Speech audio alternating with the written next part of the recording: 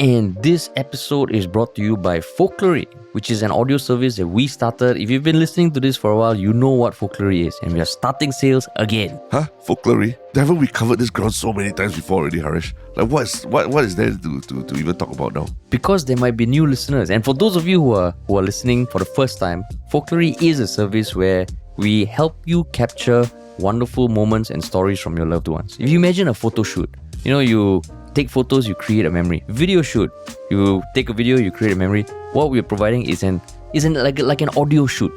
We do it remote. We have a conversation with someone you choose, and we turn that into a personal podcast that we deliver to you. We just had our first 100 sales that ended middle of June. First 100 days of sales. That went great, and now we're in the next phase. We're calling it the next 100, and there will be changes that are coming. But now that we've opened up sales, if anyone out there, a previous customer, someone who's maybe thinking about finding more and willing to offer us some feedback, if you are willing to just chat with us for like 15 minutes, there's a link in the description to book a call with us, and we'll give you a special price just for your Folklory. Otherwise, if you want to just get it from the website, you can get it from folklory.com. All the details are at the link in the show notes, and we will probably be sharing more of this as we go along. But until next time, on to the podcast.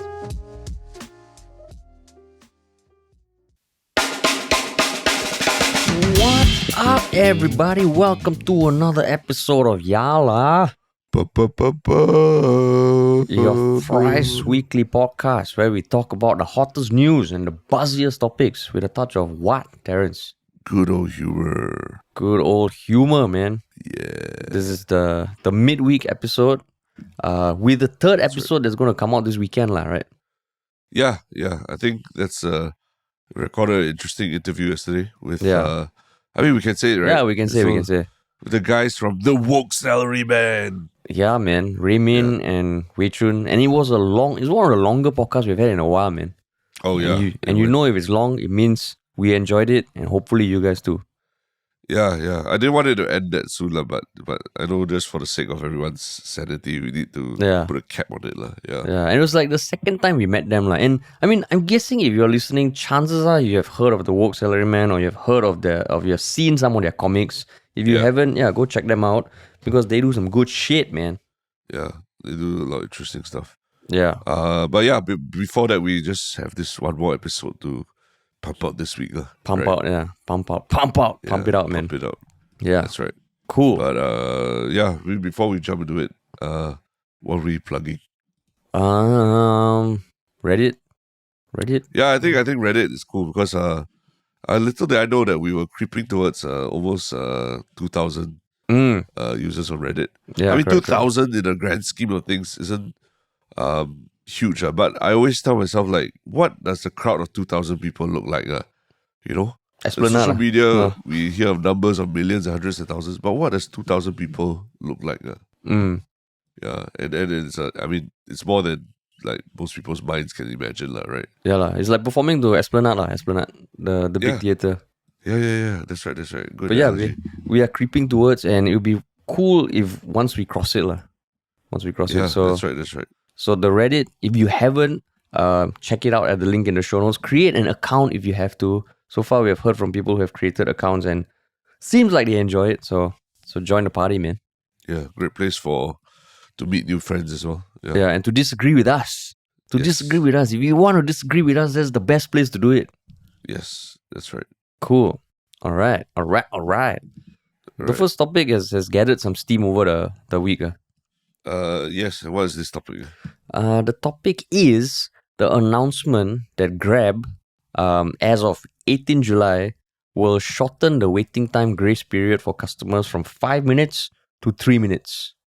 So they announced that, I believe, on 12th July, which was a Monday. Yeah. And it caused a bit of a kerfuffle online, especially amongst the customers, while the drivers seem to be happy about it. Yeah, that's right. So I know midweek also, I mean, the first episode this week we were thinking about it, but then now we're like, okay, it's time to talk about it. It's time. But why? Why is it time for you, Terrence? I mean, I think there have been since it got announced. I think we were talking about okay, let's just wait and see what the feedback is, and subsequently if there's any response from Grab lah.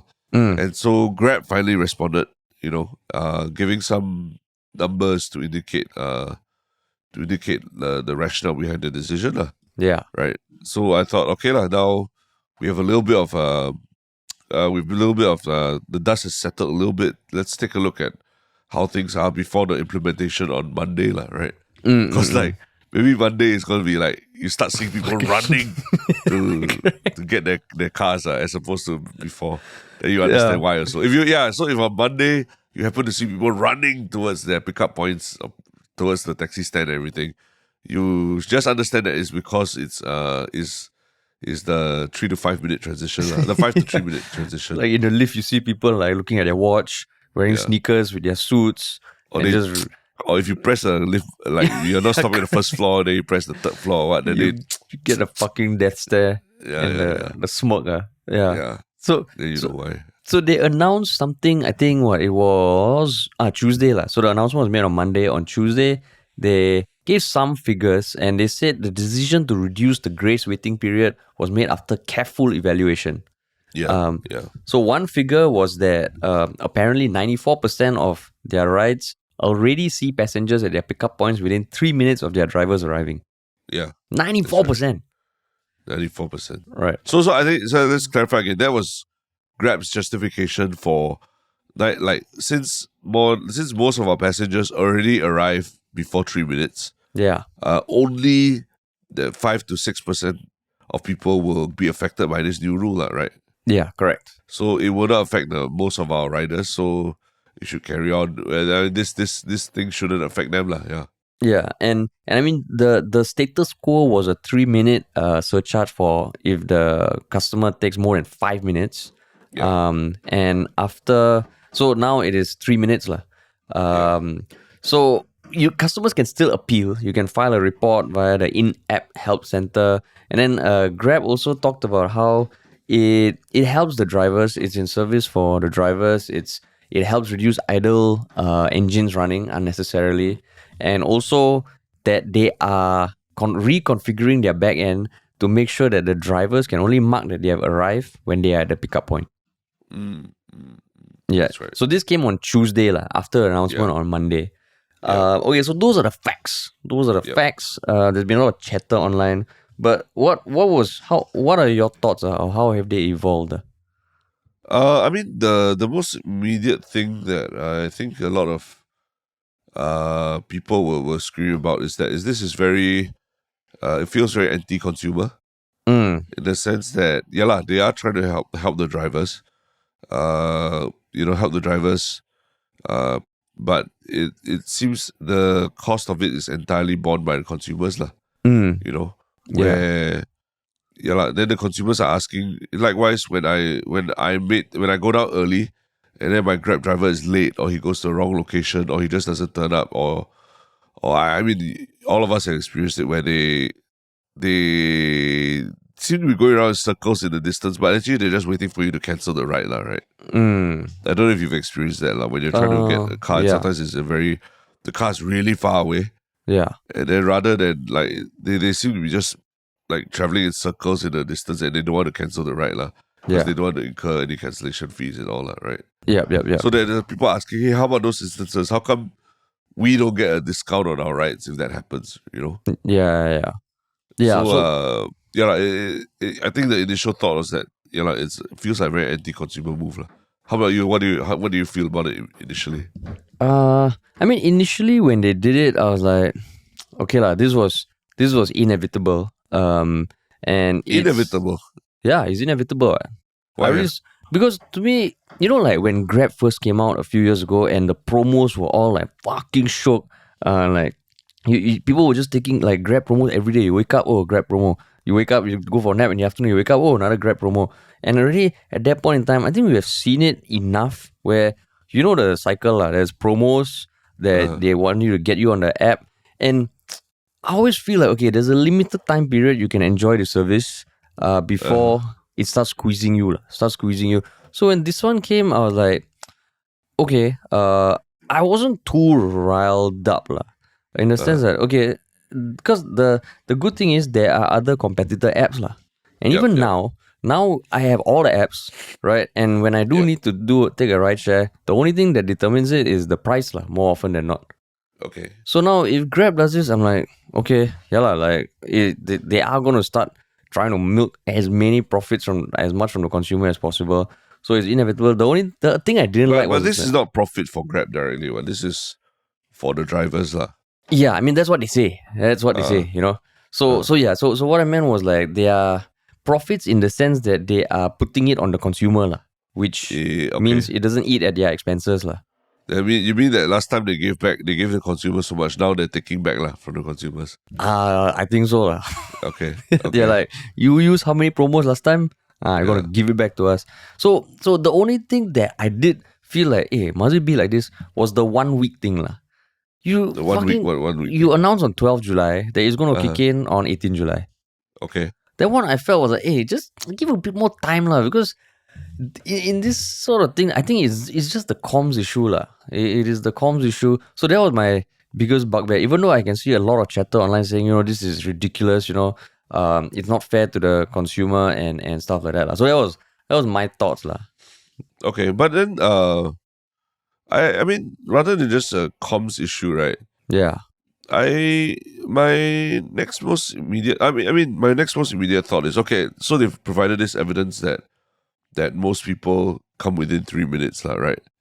So to me, it's like, then what is isn't that the justification that then actually the whole idea of the drivers actually sitting there and waiting for very long, actually it's not a big issue. What that means, that most drivers don't actually have to wait that long, 5 minutes, and then they end up wasting fuel or having the engine switched on for that long lah.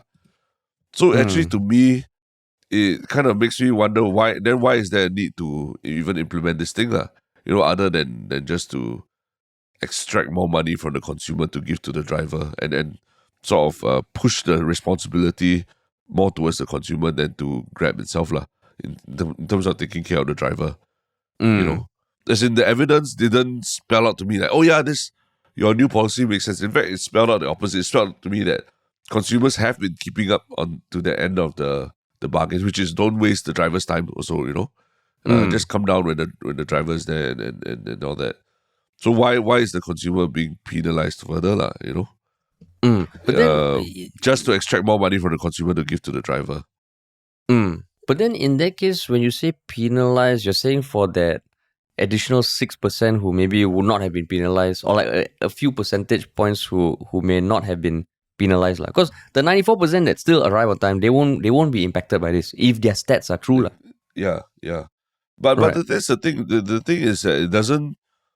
I think the big thing that people are trying to understand between 3 and 5 minutes is that 5 minutes is just off the top of your head, like when you think about 5 minutes, it's a very convenient marker of time for most people right? You look at any clock, typical clock face, you understand 5 minutes and everything. Yeah. But once it's 3 minutes, it's almost like there's zero margin for error already. There's zero margin for like you going into the lift and then someone suddenly coming in and pressing 2 lift buttons accidentally or something like that. Like the moment that happens, you will cross 3 minutes already lah. 5 minutes, I still can see there's still a little bit of like buffer time for unknown things like that to happen, or I trip and fall or something like that, And 5 minutes, just off the top of my head, 5 minutes is a very easy marker for me, and it makes me, okay, I got 5 minutes to walk, okay, I know how fast I need to walk. But 3 minutes makes me feel like I need to fucking run. You know there's a difference. You get the difference between what I'm trying to say, right? Yeah, I get what you mean. So that's why psychologically, like just suddenly saying it's 3 minutes just feels very like you make you fucking run, as opposed to I can't just like walk and still understand there's a little bit of like buffer of 2 minutes in case shit happens. But then, so yeah. But then the counter is then you can still walk. It's just maybe let's say you book it last time before you leave your house, right? I think okay, so that's where I think they could have done a better job lah, because you know what you said just now, it feels like everything is all on the consumer. At this point also, until they said, okay, like they will address the issue of the back end where drivers can only put that they arrive when they are actually there to make it more accurate, then it felt like, okay, they are listening to the consumer. Like the original announcement was, like it feels like, the consumer got no power because ultimately, if the driver is late, if the driver goes to the different car park, even though you put in the notes, because like my house downstairs, there's two car parks, one front, one back. And that's right. I put on in the note, okay, this is the one near block 62, not block this. And when they go to the different one, then thankfully I don't think I gotten scolded or anything, but it feels like there is that disconnect lah, and then it's all going to be on me. Exactly. So that's where I think one of the biggest comments online was like, okay, then there also needs to be a bit more power given to the consumer lah. Because if every time you want to enter an appeal, it's always just like it's just a fucking process. Then No, it's a reimbursement, right? Yeah, it's a reimbursement. You already get charged, so it's not like you can even if you forget or you don't have the time to go and appeal and all that, then you suffer lah. Yeah. So that's where it feels like, okay, then there can be some balance lah, in the sense that ultimately you have all the drivers in the world, nobody takes your fucking app, your company will die also lah, right? So that's where it felt like if you want to make this kind of announcement, the fact that they could respond on Tuesday with the back end thing felt like, okay, then you announce it together lah. It shouldn't be like all the queries come in and then you respond with that, because it just it just I get what you mean by saying it feels like the passenger had no choice. You're given 1 week to change your behavior, and even though 2 minutes sounds like very little, I totally get how people, they do have some behaviors that are programmed already lah, right? Because on one hand I was thinking, hey, but it's only 2 fucking minutes, right? But I can imagine for my mom telling her that, okay, when you do book, okay, now you have 3 minutes. You have 3 minutes to go down. So I think, that's why for me it's more the comms issue. Like them actually reducing it, I'm like, okay lah. Thankfully there are other apps out there and that don't actually offer waiting fees as stringent lah. Yeah, so to me it's still, I mean, to me lah, it's more than just a comms issue. In the sense that why not keep it at 5 minutes, which is what it's always been. Keep it at 5 minutes, but increase the penalty by $1 lah. You know? Then the idea is still that, okay, everyone still has 5 minutes, but we are just going to penalize you more if you are late lah, if you really are late lah, right? And I think maybe maybe people would have less of a problem with that, in the sense that, okay lah, the price of everything is going up, petrol costs are going up, and so if I really I end up making the rider wait that long, I mean, he has to, his engine being idle, he is burning petrol being there and all that, then okay, I have to pay $1 more lah, fine. But doesn't mean that I need to start running, but whereas this announcement makes me feel like whenever my Grab arrive, I better start fucking running already lah, if I'm not already at the location. And sometimes it's because, like, on the app it says like the Grab driver is like 12 minutes away or something like that. Yeah. And then you sort of, okay, 12 minutes, maybe before I start walking there, I can maybe get a glass of water or go to the bathroom or something like that. And sometimes your mind just like, you get distracted or something, and then you forget that you're supposed to be downstairs, And then by the time you check your app again, oh fuck, they're here already. So that's why you have to run lah, right? Whether it's 3 minutes or 5 minutes, you still run lah. But that's what I'm saying is that I thought this technology is supposed to make our lives easier also lah, and not just like what you said, get us into a certain muscle memory in terms of like understanding, wow, how much time we have, and then after that suddenly change everything within 1 week lah, right? Yeah, I think the 1 week thing, but I mean the technology has made lives a lot easier. Right, correct. Yeah. It has made lives a lot easier, and like even like if let's say you see, like I am totally like there have been times where I had to take Grab. I think I get what you mean. I think I have time, but I always end up fucking running lah, because I don't want to be late. But then that's the kind of thing that, I mean, there is time to, like, it can't be like perfect lah. Like other forms of public transport, I mean other forms of transport, you you kind of have gotten used to, okay, they're not going to wait for you. This one, okay, you're paying a premium. The expectation, I think, is almost a bit too, I wouldn't say spoiled, but how you say, it's almost like a different offering. If you need buffer, then you use the other app. Because I think Correct. maybe I'm super used to scanning across all apps. So for me, yeah, I'm probably going to use Grab less. Admittedly, I'm going to use Grab less, and Okay. because there are other apps lah. So if I need something that needs a bit more buffer, I will factor that in lah. So what's wrong with just charging $1 more? For the 5 minute thing. Yeah, for the 5 minute thing. Keeping it at 5 minutes, but charging you a bit more money. Yeah, so Since the main bugbear seems to be rising prices of fuel for drivers, they just charge more for when they have to wait lah. because okay, so just now you said it's only 6%, right? I was just trying to find numbers. What is 6%? Sorry. This is only 6% of the customers that come after 3 minutes.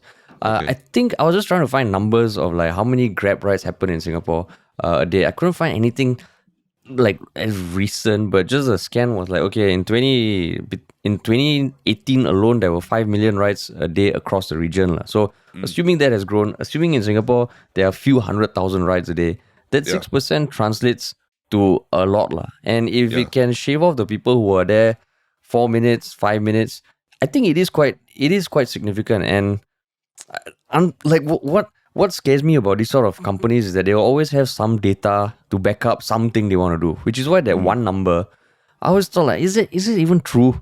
Like 94% show up within 3 minutes, really? So that's why I think, because the scale of rides is so much, right? Yeah. That $1 for more than 5 minutes is still gonna not save cost for a good amount of drivers lah. Because Why? because there are drivers who maybe still have to there will be people who arrive more than 5 minutes, but for the 4 minutes, it's still waiting time lah. Yeah. It's still waiting time, and when you scale it up to how many rides they do a day, how many rides per month, I think it can add up. I'm not saying like it adds up for sure, but I can see it adding up lah. So then increase it $2, because I'm trying to understand. I think it's a very important nuance here that I'm trying to argue, is that don't place this responsibility on the consumers who arrive on time lah. That now they have to rush even more to make sure they arrive on time. Just place it on the responsibility. I mean, place the bulk of the pain lah, right? The shifting of the pain to those people who still come late lah, in spite of the increased cost. Because those are the real, probably the more, I mean, most of them are the real jerks who just make the driver wait for them lah, right? And make it more, penalize them more for that, rather than the people who already 94% of the riders who already try to come on time and all that lah. Because now psychologically it just makes everyone more stressed lah, when you see the ride is here, then you got to run. So that's my thing about like what is the priority in Grab's mind now? Like, what are they? Who is the priority for them? Like taking care of the customer, or taking care of the rider, or what is it like? Or helping the rider like penalize more people, or helping the rider cover costs by penalizing those who really come late lah, right?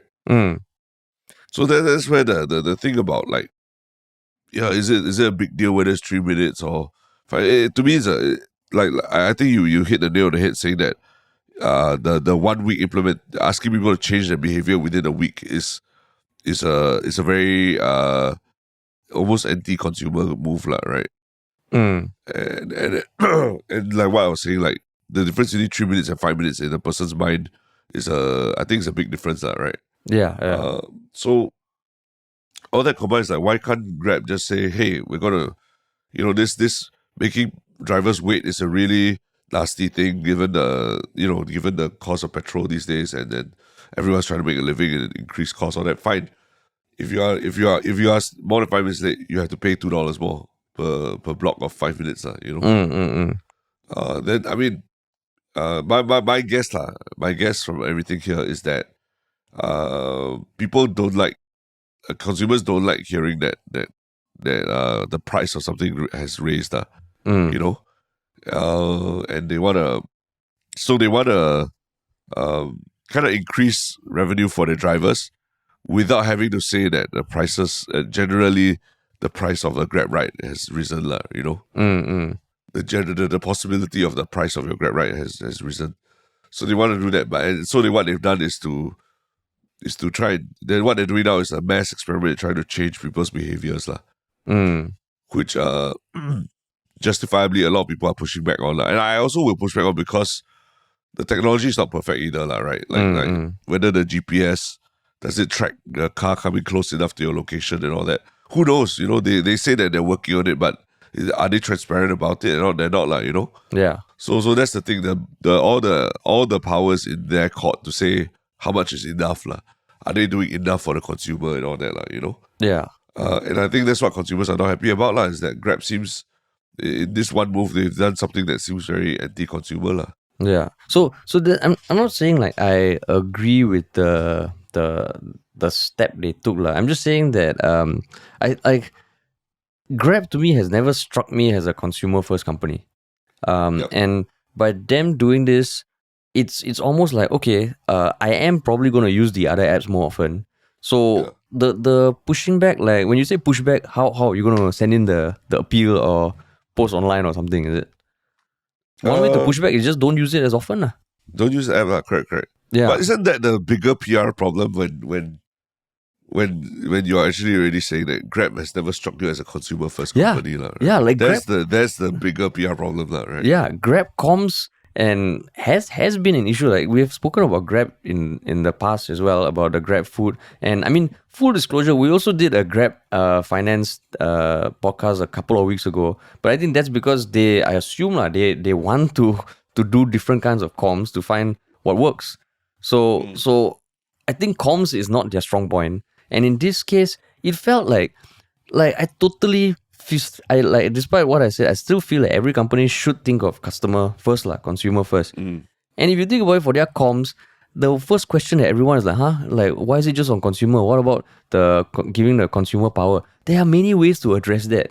You know, one thing is announcing the thing that, okay, the back end, you are sorting that out to make sure this. But that one, you got no timeline, you got no end date. But this one, 18 July is going to start. So it just rubs people the wrong way. And what I think why maybe I'm like, okay, you know what, this the companies, when they reach certain size like this, especially when you look at their share price, they're probably like not profitable at all, they will start doing this shit. And what I think is so poetic, right? Now the Comfort app is actually not bad, no? Yeah. The Comfort app, and it's come full circle. Remember the days when everyone was shitting on Comfort? Hey, you complain about Grab, you fucking pull up your socks. Now you download the app, which is called Zig. It's actually not bad. Yeah. Oh, really? Okay. Yeah, it's not bad. And part of me I've actually not used it. I've not used it. Yeah. Yeah, so I've heard from friends who travel with kids. They say Comfort, that app is the only app where you can bring your child's seat without having to book a specific type of vehicle. I see. Okay. Yeah, and there's no waiting time. You can do concurrent bookings. I tell you, the app is I was impressed, man. Yeah, so even apps like Tada, Gojek, and to me, it's like at least there's competition. If they were a by and large monopoly doing the shit, then I think I'll be a lot more pissed off, . I mean, there is some competition, but never forget that, who's invested in Grab and all that also, right? Never forget, Never forget. Never forget. No, I guess so. Maybe we're not differing so much in our views about things. It's just. I guess I'm just saying, like, maybe internally, they need to think about what is the priority in terms of trying to implement this thing, and acknowledging that there are real pain points for drivers and there are pain points for consumers as well. But how do they address this problem without making it look like that they are prioritizing one over another, right? Yeah. So I guess both internally and the comms side of things, they need to be more aligned that way. Yeah. Yeah, and because the article literally says Grab refining control so drivers can only mark arrival when at pickup point or very close to it. But there's no end date. They never say when this is going to happen. But 18 July, this reducing of grace period is it's going to be less. And I'm also trying to not be like, hey, 3 minutes to 5 minutes, then you fucking don't complain. I'm trying to avoid going down that path. Trying to avoid going down that path because it's very easy to go down that path. You are fit. You're a fit young man. You know, and I don't have able kids to walk quickly. Yeah, and I don't have kids. You're not like taking care of old people all day. You know, that kind of thing. So the moment I think of my mom, I'm like, okay, this one going to increase her anxiety a bit more. So now also when she needs to use, she goes down first. She's sitting on a bench, then she books. Yeah.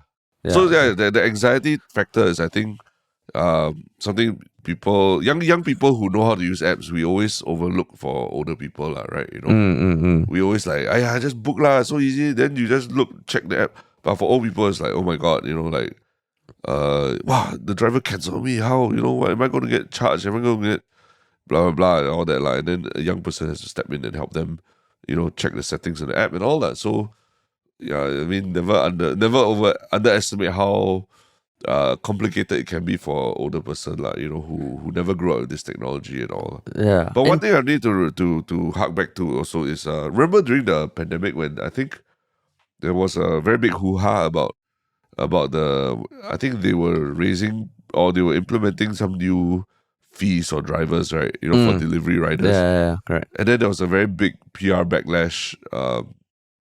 I remember public figures like Joshua Yip, like literally dissecting the graphics that they use to justify the new prices and all that. And then saying like, oh, you know, in this pie chart, even your pie is not proportional and stuff like that, lah.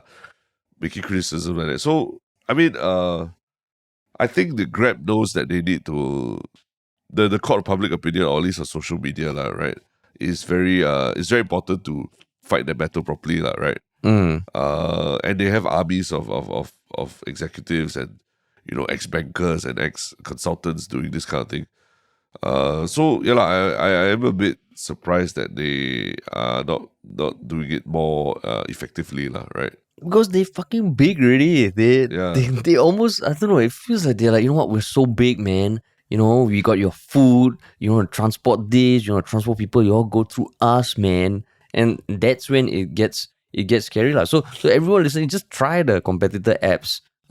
Sometimes the price can be a lot cheaper as well. And I mean, one thing also was like, okay, like, you know what you're saying is that thinking about who to put the burden on, like what you're saying is the people who go past 5 minutes. Why not incentivize people to come on time? You know, let's say you come within 3 minutes, you get some points and then you get a voucher or some shit. Yeah. If you're consistently on time for your 10 rides, you get $1 off your next ride. Or like a food voucher or something like that. Right. Yeah, then I tell you, everybody will come on time. Everyone will fucking come on time, though. Especially all those aunties, you know, that will be the first ones there. Especially, like, so my mom, because, she doesn't have a time crunch. She goes there and waits. If you can reward that kind of behavior, why not, man? Correct. So, so that's another way of doing it, lah. Like rather than punish people. Use the stick, use the carrot. Use the carrot rather than the stick, right? To change behavior. If that behavior is so detrimental to your drivers, lah, right? Then use a carrot internal carrot to change their behavior, lah. But I guess that carrot costs money to them, lah. You know, so they're not that keen on it, lah. Yeah, and I think people always have a human nature when it's human nature, right? When someone tells you cannot do something, it's just like, hey, fuck you, lah. You know, like as opposed to like just packaging it, lah. Packaging it. Yeah. So I think if you're talking about gamifying behaviors and all that, you know, encourage people to do positive behaviors rather than punish them for the negative behaviors, right? Yeah. Like even like for my fiance, like I like going for walks, like, right? So what I found is, instead of telling her, okay, let's go for a walk, I say, hey, there's this nice wonton mee that we're gonna eat at the end there. Oh, want to walk there? Yeah, sure. And that like is it was a eye-opening moment for me, lah. Yeah. For me, it's like if we want to eat ice cream or something or dessert or what, then we'll walk to that place and get it, you know. As much as possible. Exactly. So, but imagine your wife told you, hey, Terence, let's go for a walk. We know end game. We know end game. Very different. Yeah, very different. Yeah, very different, right? Yeah. So carrot, man. Use the carrot. The carrot. I mean, so for us, it's like, we focus a lot on the PR side of things, and But there are strategies they could have done to like make this announcement more palatable for people. Yeah. Yeah. I wonder if like some of the senior executives, if they ever listen to this podcast, they're like, these two people, no idea what they're talking. Just sit down, talk all this cock, But sorry, man, we're consumers. We have a right to say shit. I mean, yeah, we spend a lot of money on these apps, right? So Yeah. we are end users as well, and we are like, I guess, giving our feedback too. Yeah, exactly. But yeah, but like, understanding that, like what you say, like, it's also a business. They can't just be a charity forever, or keep giving out discounts forever. So, and there are real pain points that they have to address for drivers and all that. So, I think rather, what I don't like now is that it's basically been, even in the media reports and everything, it's almost pitting drivers against riders. Exactly. They got quote from driver. Then now they got quote from rider, that kind of thing. And then just place them in two camps. As opposed to, how about other ways that Grab can solve this issue, right? Exactly. Yeah. The comms, man, comms. But that's the thing, how they handle this, Let's see next Monday, Yeah, I mean, and for consumer, the good thing is there are other apps. The best way to vote, if you disagree, then you just try the other apps. Yeah. That's right. All right. But cool, man. But I mean, short of maybe they should take a page from our next topic as well, right? Maybe. Which is if you want to really understand how people are thinking, maybe what you need to do is a public consultation exercise. Yeah. But does that really have any, other than just getting people to fill up forms? Yeah, that's the thing. Does it really have an effect, right? That's the thing. And what is this topic that people are doing a public consultation exercise on? It is a better way to deal with the online safety for young individuals, especially online. So basically, the Ministry of Communications and Information, MCI, they set two proposals back in June about two codes of conduct to protect young social media users from harmful content. And as of, I think they just opened on July 13th, a public consultation via a feedback form online to get feedback from people about these two codes of conduct. And I mean, you go through the form, they do ask you, it's open-ended, you can give feedback and all. But basically, the two codes of conduct, first is the Code of Practice for Online Safety, which basically requires social media services with significant reach, so I guess your Facebooks, your Twitters, your TikToks, to have system-wide processes to mitigate exposure to dangerous content. And the second, a content code for the Facebooks and Twitters that will allow IMDA to direct any of them to disable Singapore access to content that is deemed harmful to Singapore society. So one is saying, okay, Facebook, you need to have some measures in place to prevent this content from being shown. But if this content is shown, the second one is like, IMDA can be like, yo, Facebook, you fucking take the shit off so that no one in Singapore below the age of 18 will see it. Yeah, so that's essentially it. And like the collaborative approach that Terence mentioned is, they announced that they'll be doing this for 1 month. I think till like early August to get feedback from people. Doing the public consultation, right? Yeah, public consultation to August 10th. Yeah. So you can find a paper online and they go through, like the background, the proposed measures, the code of codes of conduct. And actually over the past few months, you've seen like mentions of this in articles that talk about, like, Josephine Teo going to the US to talk to the Facebooks, the Twitters, the YouTubes and all that. Yeah. So that's where we're at. But what are your thoughts, Terence? I mean, it's like what you say, so this is inevitable. But I feel like it's a very TV and broadcast way of trying to solve a problem that is even beyond that scope already, They're taking tools from a very analog age and trying to apply it in the digital age. Essentially, it's just censorship, right? And trying to get these platforms to monitor and censor the content more tightly, lah, and then they define what the content parameters are, and then making sure, trying to make all these tech platforms responsible for that, lah.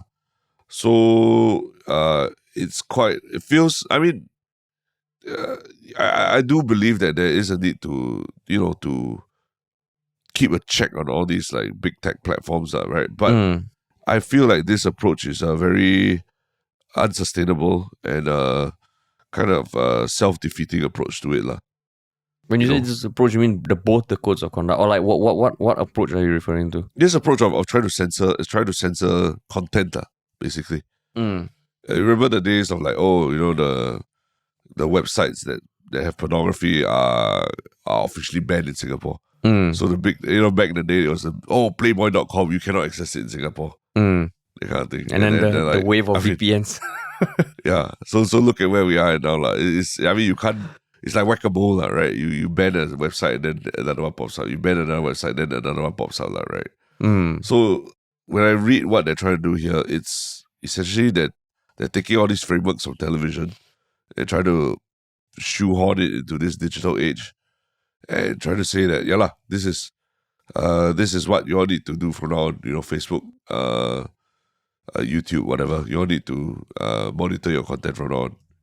And sorry, it's a very very old debate about whether platforms are required to moderate the content that's put on them, and then should they blah blah blah, and then it resulted in POFMA and all these things, and they're hilarious. Remember that whole time when there was all this hilarious it was quite hilarious at first, right? When POFMA was first introduced, that Facebook had this very passive aggressive statement saying like, Singapore government requires us to tell you that this content is inaccurate or not factually accurate and things like that.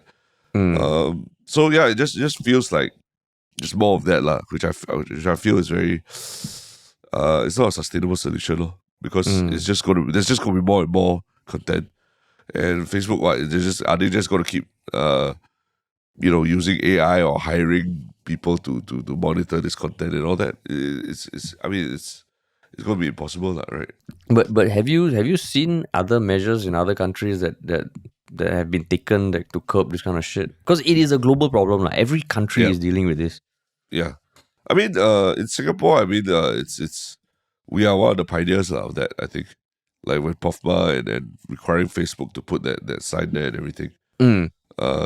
We are the shining example for this kind of slightly heavy-handed measures, Yeah. So I can see it can be enforced, and all the tech companies will be very unhappy about it, but it can be enforced. But I'm just saying that at the end of the day, I'm also a parent. I also want to protect my child from stuff on the internet and all that, right? I feel like this approach might not be the best, lah. Yeah, I think I'm with you on that also. That I feel that there needs to be something that is done. I think at one point, maybe years ago, I was like, all speech is free speech. Like anything goes. And my thoughts on that also have evolved, lah. Because there is a lot of dark shit out there. And I mean, even because of some of the counter-terrorism work we have done, we've seen shit like, holy shit, you would not want anyone to see this kind of shit, right? So I think there needs to be something. There's no solution yet. I think every country is dealing with this. And then you get some extremes, like India bans TikTok. I think it's still banned there, right? It's still banned. You get countries just like not allowing any of these external apps. So I think these codes of conduct, okay lah, like they want to do something, sure. But one of the things that stuck out to me most is like IMDA is going to be the people that decide. And that to me is fucked up. Because these kind of things, like, I mean, okay, I think everyone would agree that there needs to be something that's done. But when it's IMDA, which is ultimately the government in power, the incumbent political party, then it feels like, yo man, it's not going to be as transparent compared to like a third party panel, Because I think when POFMA came up, there were certain countries in Europe that had something similar to curb fake news, but they were independent panels or third party panels that were given some level of authority. The fact that it's IMDA, they can direct any social media service to disable local access to content that is deemed harmful to Singapore society. It means there needs to be someone who deems it harmful to Singapore society, Yeah. and then you have to take it down. So that is what I'm like, oh shit. Mm. Mm. I Right. get it. Yeah. Yeah. Because I mean, POFMA is also IMDA, right? No, I think minister.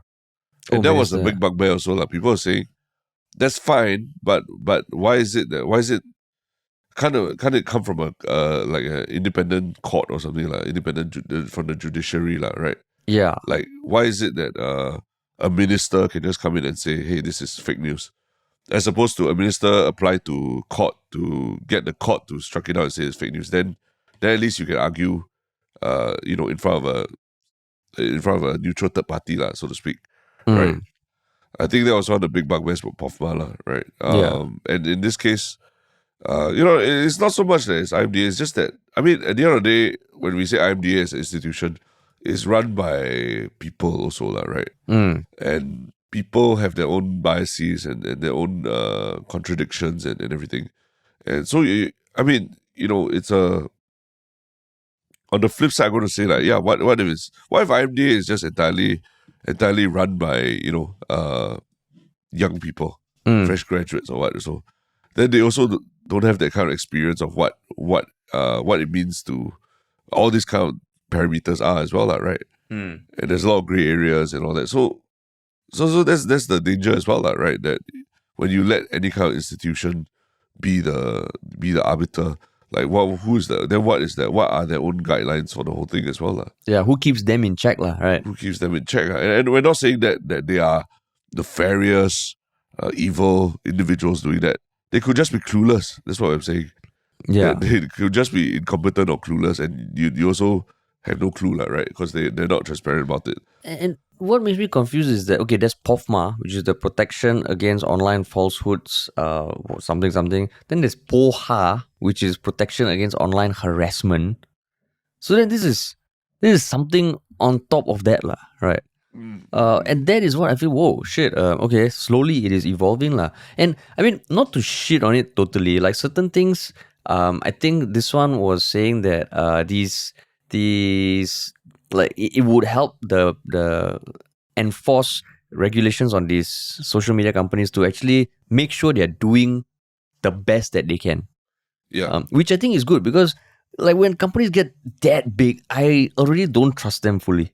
Like we've built our careers on social media and all that, but I always feel like, okay, are they really doing what they can to censor what they want? And you hear all these stories of like Facebook, like just facilitating more contentious content. So if this helps enforce these companies to do better, do more, set certain KPIs, set certain standards of like, there are standards for how the uptime of a website, right? You go down like 0.001%, you get penalized. So it can also be that lah. But to have this arbiter that who knows who the hell will be determining what is harmful to society, that is scary lah. That is But one scary. thing I wanted to just add also is that I think also important to not let we spoke about the government side of things, right, being the arbiter. But also important to not let the tech companies off the hook so easily. Yeah, exactly. In the sense that they are ultimately profit driven. And I think even Zuckerberg himself has said it that what's good for the world might not be what's good for Facebook, right? In the sense that, profits might be more important to them than how people's psyches are affected by their policies and all. So I mean, just an example, right? When I say that, when I said that the government is using a very old school way of policing content to try and address this problem. I mean, like remember the days when you used to forward stuff on WhatsApp, and you wouldn't even know that it's forwarded or what, right? Like there's no sign saying that this is forwarded. Then subsequently they were forced to add not they were forced, they added the word forwarded, or they even added like, this has been forwarded like multiple times, or 10 times or something like that. So it just gives you an indication that this is not written, or it wasn't sourced by your friend, but it was just like he hit a couple of buttons to forward it to you, lah, right? And that makes you a bit more wary of the actual source of the content and all. And So it's things like that that make me that kind of help to shape a bit more more positive, more skeptical behavior of content that comes to people, lah, right? So one of the things that I always say is that we never understand the full complexity or the full extent of how this technology has allowed us to reach a lot of people, lah. And now everyone is given a megaphone to scream out to the world. This is my opinion, and you all have to read it, lah, right? So maybe even if anything, it's like maybe it's about blunting the tools that people have to spread a false message around the world. For example, like the share button should like, for example, being allowed to share an article, right? Maybe there should be some limits on how many articles you're allowed to share every day. For example, you see like Ho Ching, every 6 minutes she's sharing one article from Facebook, right? Maybe there needs to be a cap. Like, okay, if you share 10 articles a day, chill out, take 2 hours off, get off social media, No, that kind of thing. Somewhere you brought an example of WhatsApp. They also limit, you can only forward up to 5 chats at one time. No? Correct. Yeah. Right. Correct. So I'm saying things like that actually you're sort of blunting the tool that Facebook uses to make stuff go viral, right? And also curbing people's tendency to want to just, oh wow, this headline is so it makes me so angry. Let me go rile up 10 more people by just sharing it. That to me is a more you're addressing. Then you're really addressing like the larger problem, which is that people are not educated. We not even educated, we're just not equipped to deal with the scale and the complexity of social media webs, right? But then when you say, oh fuck, you like a pop-up saying, hey, you've shared 10 articles today that you haven't actually spent more than 2 minutes reading each article, right? Maybe it's time to get off social media for a while. That kind of thing, I think, actually would help a lot more, like forcing social media players to like address the fact that people who spend too much time on social media tend to live in their silos and tend to fall victim to silo kind of thinking and more tribal kind of behaviors, So like I brought up Ho Ching as an example. There are a lot of people like Ho Ching who just they don't even like read the article and they just hit share because it seems to corroborate what they think, and it's important to curb that kind of behavior, I feel. So maybe like before you hit share, like upload a picture of your son, or like when was the last time you spoke to a human? Because there are those apps that I've heard before. I don't know. I can't remember. I think it was just independent apps like to prevent you from sending drunk texts at night, right? Like after midnight, you have to finish a math sum before you send the text. Correct. It's fucking genius. It's genius. Yeah. And I totally agree with these platforms. They cannot be let off the hook. But then the annoying thing, the issue is, now all these social media platforms are kind of converging, right? Everybody has like the stories equivalent now. And everyone is just fucking fighting for people's attention. If there was one app that needs to do one of this, people will just migrate. And that's the scary thing. Like, they cannot, like, you lose 3 milliseconds, you're going to lose to the competitor already. Yeah. Right.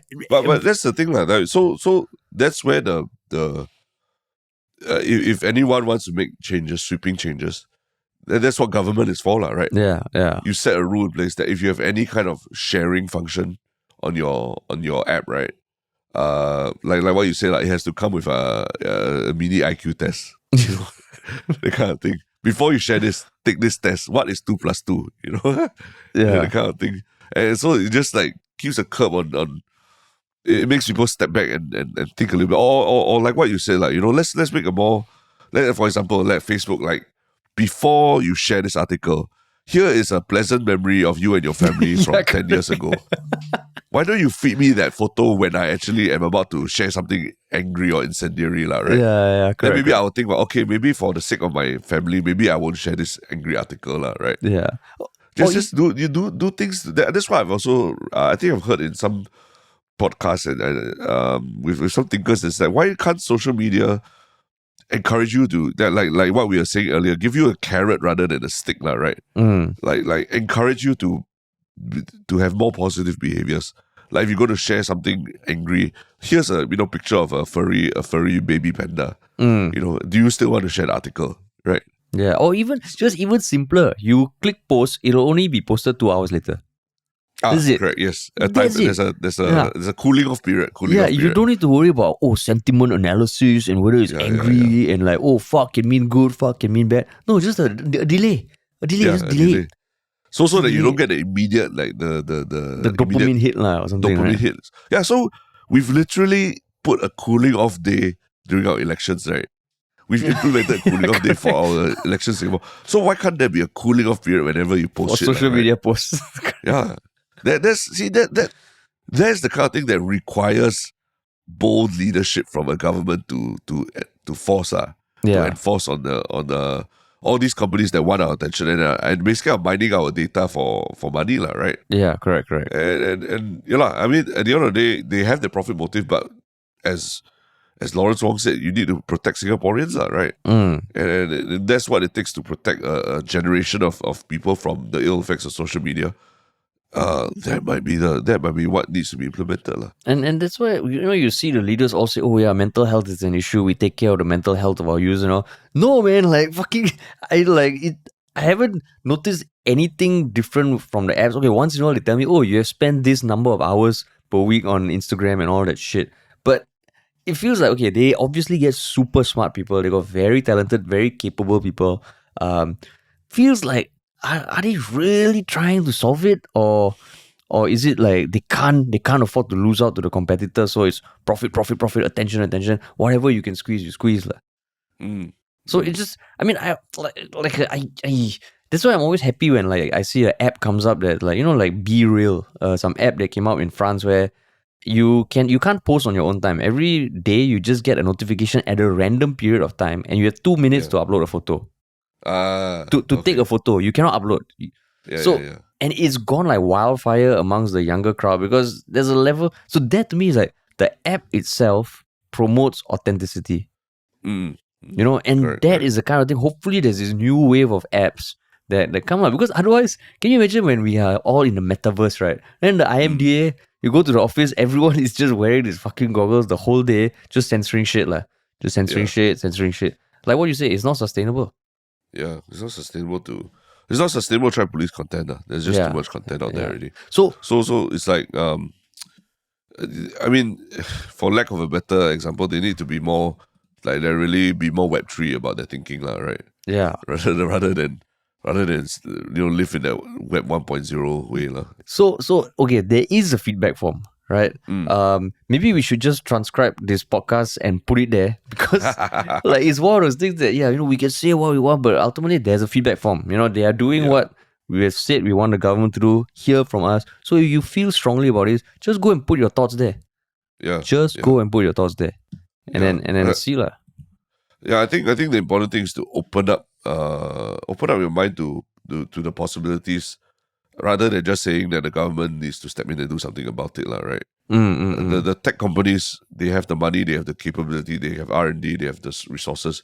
They can do something about it to make our social media experience more positive every day, I don't see them spending a lot of time doing that in a very earnest fashion. In fact, I just see them like doing more of the same, but trying to lobby against governments who are using essentially them saying, draconian measures, free speech, blah, blah, blah, to say that the government should not have any hand in this kind of thing. And that's what I don't like about the current debate. Again, it's very, they're just, both sides are just trying to paint each other as the devil also, Yeah, exactly. When ultimately, if the intention is really to take care of the consumer, there are things that can be done and can be done immediately. Yeah, exactly. Yeah. Exactly.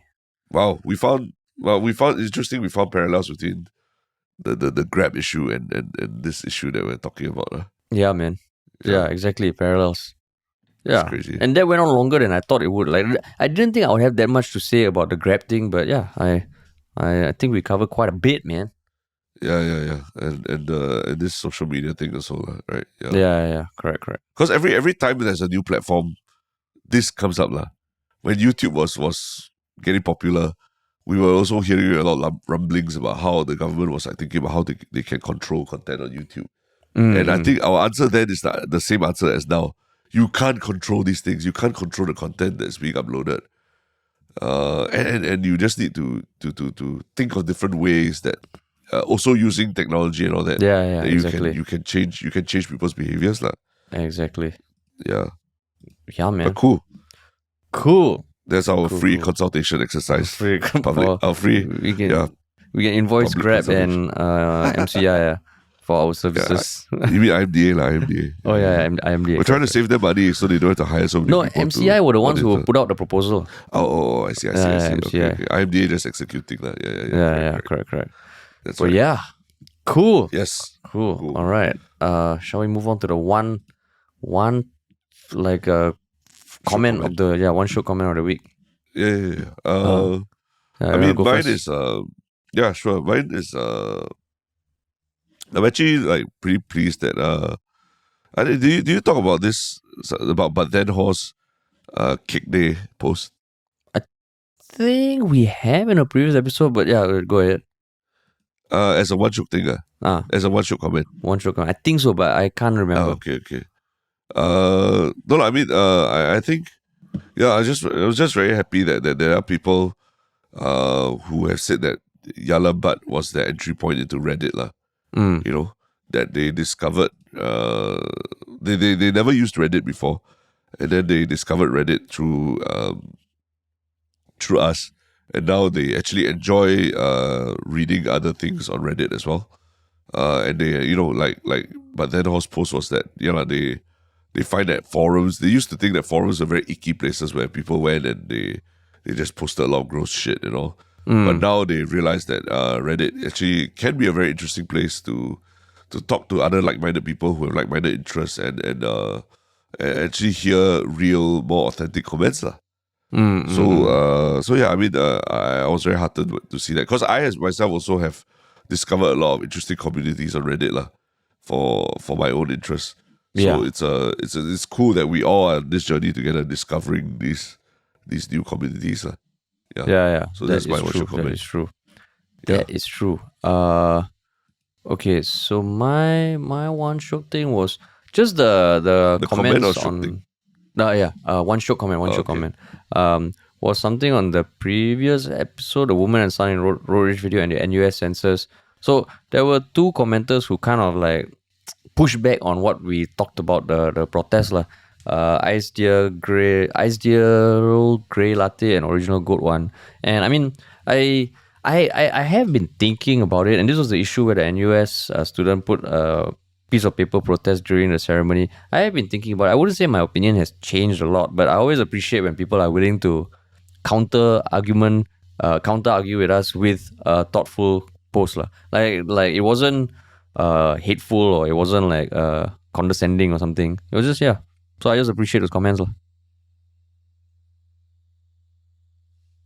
Meaning, what were their comments about lah? I mean, they were kind of like Ice Grey Latte was like, okay, just talking about the point of a protest is to challenge the norm, push the boundaries, turn attention. If there's a platform and an audience, good place to protest. And the for Original Goat was like, I mean, ultimately, if a graduation ceremony has like hundreds of people and whatnot, it might be that they don't pay attention at all. So I can see the point. I still disagree, but I appreciate the counter argument. Got it. Yeah. But I mean, the fucking annoying thing about the whole case is now there's a police report. And that's when I think it's fucking stupid. A police report, and I hope this doesn't snowball into some shit, because then it just feels like, shit, it's becoming... weaponized police report lah. Yeah, like this one also must report police one. Walao, hey. Fuck no, I tell you. But yeah. That's the world we live in today. Yeah, man. But and... on the happier things, what is your one shook thing? Yes, my one shook thing is this cover of a song, Tom's Diner, that was actually like, I saw it on TikTok once, and it went viral there, and it was a cover. You know the song Tom's Diner? I think if you are like our age group, you would probably recognize the tune, and it was a collaboration, like a collab between two groups, Ananmay, Kantaret, and Giant Rooks. And it was cool because the second singer, I think his voice is insane. Like you hear it only, and there was a whole trend of reaction videos about how husky his voice was and all. And I just thought the way they filmed it, the song, it's pretty dope lah. It's a nice like covers. Sometimes they can be just it's just someone else singing it, but this one I thought they did some cool shit with it lah. I see. Yeah, so it went viral on TikTok. Oh shit, the YouTube video has 66 million views. Damn. Yeah, but I chanced upon it and I thought it was great, man. Yeah. That's cool. What about you, man?